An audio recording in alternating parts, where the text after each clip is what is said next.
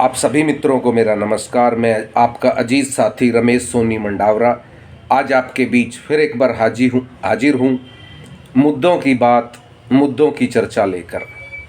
आज का विषय है कुर्सी का मोह, कुर्सी का लालच, आखिर ऐसा क्या। तो उससे पहले मैं दो लाइनें गुनगुनाना चाहता हूँ आपके बीच। आशा करता हूँ आपको पसंद आए। मत छीनो रे मुझसे ये कुर्सियाँ, मत उतारो रे मुझको इस कुर्सी से।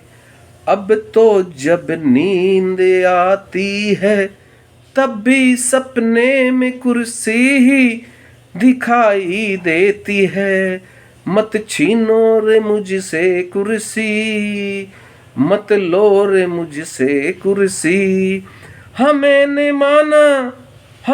माना मेरा कार्यकाल हो चुका है पूरा, लेकिन फिर भी मेरा कुर्सी का मोह है अभी अधूरा। अरे कुर्सी का मोह है अभी अधूरा।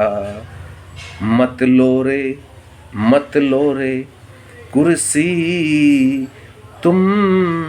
हाँ मैं करता हूँ वादा तुमसे, कुर्सी बचाने के लिए मैं कर दूंगा 2 फाड़। जी हाँ, आजकल यही हो रहा है। अपनी कुर्सी बचाने के लिए समाज में, संगठनों में 2 फाड़ हो रही है। साथियों, मैंने जो 2 लाइनें गुनगुनाई, ये मैं यहाँ क्लियर कर देना चाहता हूँ कि मैं समस्त संगठनों के बारे में नहीं कह रहा हूँ। कुछ संगठन ऐसे हैं, गिनती के 2, 4, 5, 10 संगठन ऐसे हैं जिनका कार्यकाल पूरा हो चुका है और उसके बावजूद भी उनका कुर्सी का मोह खत्म नहीं हो रहा। वो कुर्सी नहीं छोड़ना चाहते हैं। अरे कुर्सी का ऐसा ही मोह है तो समाज को संगठित करो, समाज को इकट्ठा करो और फिर मांग लो कुर्सी कि भाई मेरी इच्छा अधूरी रह गई है, मुझे थोड़े से दिन के लिए और कुर्सी दे दो। लेकिन प्रोटोकॉल को निभाओ। प्रोटोकॉल कहता है कि आपका कार्यकाल पूरा हो चुका है, आप अपने पद से रिजाइन दें। अगर आपका कुर्सी का मोह है तो आप किसी तरह दोबारा कुर्सी समाज से मांग ले, समाज आपको दे दे, ये बहुत अच्छी बात है। साथियों, अब आते हैं मुद्दे की बात पर और मुद्दे की चर्चा पर।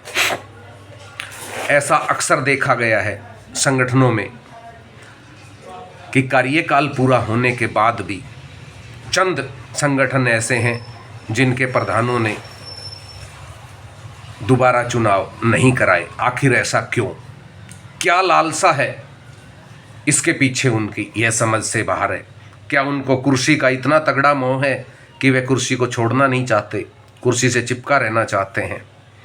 समाज को संगठित करने के लिए, समाज को आगे बढ़ाने के लिए सामाजिक संस्थाओं के अपने नियम और कायदे और कानून होते हैं। उन कायदे, कानून और नियमों के तहत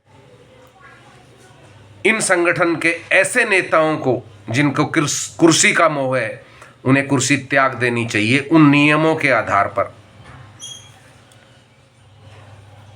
और अन्य किसी व्यक्ति को मौका दिया जाए जो उस पद पर आए और वो समाज को जोड़े।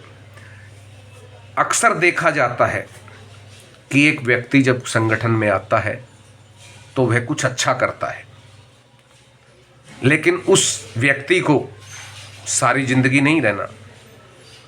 उसका कार्यकाल पूरा हुआ, दूसरा व्यक्ति आएगा, वह उससे कुछ और अच्छा करेगा।